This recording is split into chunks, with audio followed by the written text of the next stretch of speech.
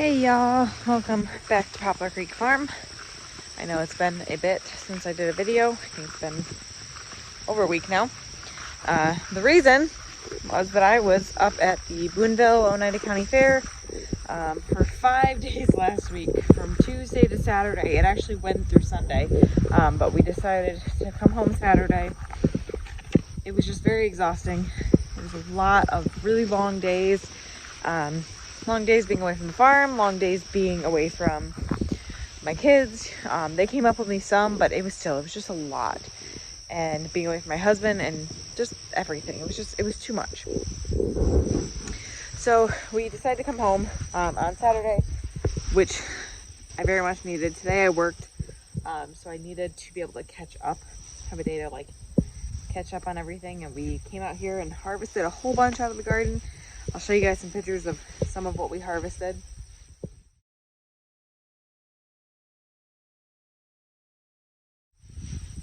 That basically was from the 3 rows of snap beans, as well as my tomato plants. I harvested some tomatoes.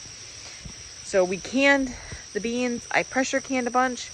I did some dilly beans, and I actually froze multiple gallon bags of them for the winter. So we will have multiple harvests off these bean plants. That was kind of the first really big harvest. We've had a few smaller ones. That was the first giant harvest. These bean plants, these are either a black bean or a cannellini. I'll have to look at pictures because I can't remember which one I planted here and which one I planted over there. But they're doing well. These are drying beans, so we will leave these on the vine until they dry. There's tons of them. There are a bunch of these beans too. And then over there behind the beans, or behind the peppers, are kidney beans. My garden is a jungle, per the usual. But despite the jungle, we are getting a harvest. The tomatoes are doing extremely well, and the beans are doing really well as well. Pretty much everything else, or a lot of other things, are struggling. I'm really not getting any zucchini, which I feel like is kind of comical, because zucchini is one of those things that normally you're you can't give it away fast enough, because there's just so many people grow zucchini and it's so prolific normally, but mine aren't growing. But this is all just kind of making me rethink my plans for next year. One of the things I want to do next year is I did 3 75-foot rows of beans. But those rows are not just single rows of beans. They are 3 to 4 plants wide. So next year, I am going to do it within one row. I will do all 3 beans that I grow: the green, the gold rush, and the dragon tongue. They'll be side by side, so it'll be 3 bean plants wide. It's gonna be plenty. That'll be enough for us. Enough for harvesting fresh and eating fresh, and enough for preserving. It's a 75-ish foot row. That's more than enough. So that's gonna be a major downsize for next year. Guys, I keep checking these Brad's Atomic Grape, and none of them are soft yet, but they've been on here for so long, so I feel like they should be. Oh, that one's pretty soft. Oh, so was that one. Actually, that one's really soft. Let's see. Am I going to regret this? I have no idea what these are supposed to really taste like, but I've always wanted to grow them because they're so cool and pretty.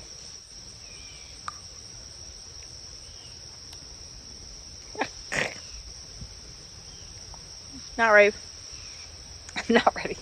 Oh, sour. Very sour. Oh, maybe there's one. There we go. This one's ready. Okay, now I see the color difference. It's very soft too. I really am scared.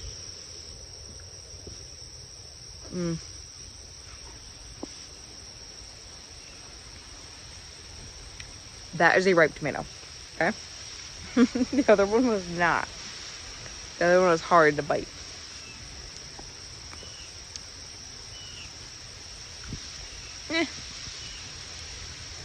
not a spectacular flavor. I mean, not bad. Not bad at all. But not, I was expecting more.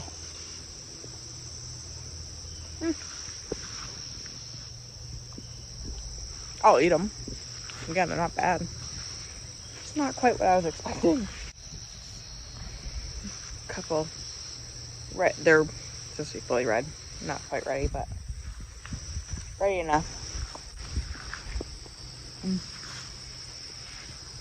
I love being able to walk through the garden at this point and get snacks.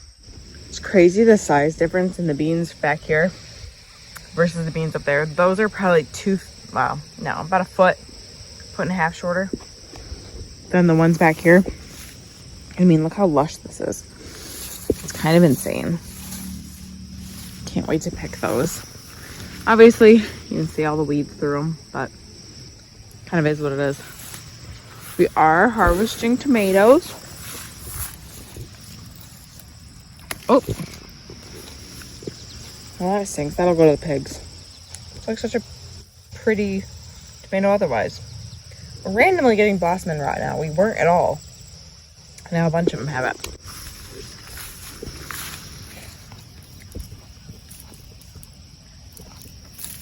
So I'm harvesting a lot, like just before they're fully ripe, when they're kind of still orangish, because we have some lovely little rabbits, I believe, that are coming in here at night and eating them when they're fully ripe. So it's fine to harvest them a day or two before. So what I've been doing until I have enough that I can actually do something with, because I'm getting them like a few at a time right now. They will all come in at once soon enough, but right now it's still kind of slow. So I've been coring them to take out the middle where the stem is.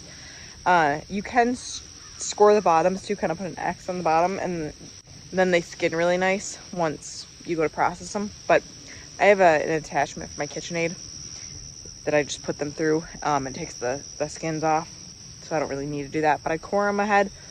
I put a bunch in a gallon freezer bag, and then once I get multiple of those, I'll pull them out and process them, which is really nice.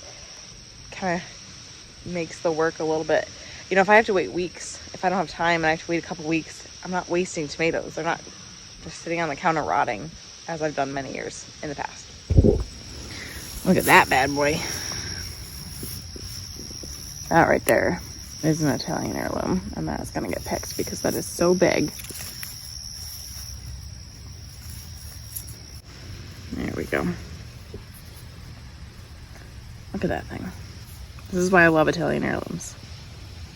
They're a paste tomato that looks like a slicer. They're huge. I don't know why I don't bring a basket out here every time I come out here. Yay! I thought that one was for sure gonna be eaten. It's always the bottom ripe ones that get eaten by our lovely rabbits. They only take like a couple bites too. So like, see how this one's not totally red? We'll just leave it on the counter for a few days and it'll ripen up, and then we will freeze it.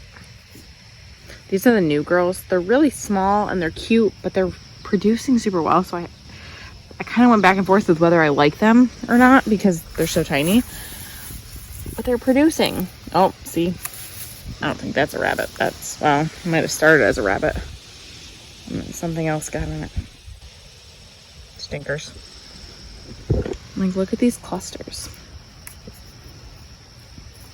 Those ones are a little hard still. This one was a little bit softer. My daughter's going to grab my basket for me. I do this every time. I think, oh, I'm not going to end up harvesting anything. And then sure enough, I do. Like, look at these are just like perfect. I mean, that's just some stuff that has to be cleaned off of it. But otherwise, they're perfect tomatoes. I guess that's why they're probably good for market. But I don't care about selling them this year. I have been looking at so many recipes for tomatoes because I have so many tomatoes and I'm not worried about selling them now, that I want to make sure that I actually utilize them. Oh my gosh, I'm so excited. I have recipes for, obviously I do sauce and salsa. but recipes for ketchup, recipes for, it was a Mexican tomato sauce, which is like basically like a taco sauce. We love tacos. We eat Mexican food almost, probably once a week. We either eat like some kind of quesadillas or nachos or tacos or something along those lines every week. So to have that canned, like huge money saver. And it also just is nice to have it be fresh, homegrown, not store-bought. Look at these beautiful clusters of tomatoes, and they're just so freaking perfect. I don't think I've ever grown such perfect looking tomatoes ever in my life.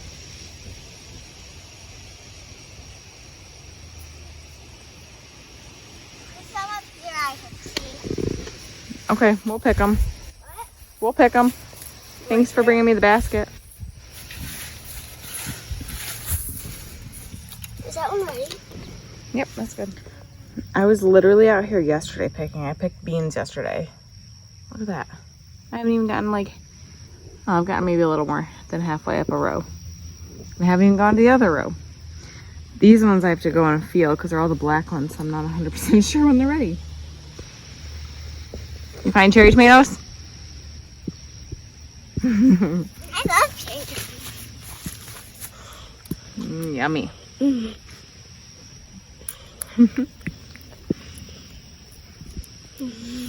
Okay, look how pretty this one is blushing. It's like a beautiful peach color. No! That was so disappointing. What? I thought it was really pretty. Blossom and rot. So these. That's an Amish paste. Oh, no, it's not right. No, it's fine. Dragon tongue bush bean.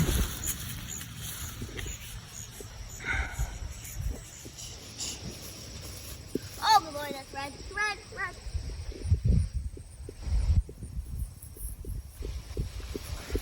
Show me what you got. Tomatoes.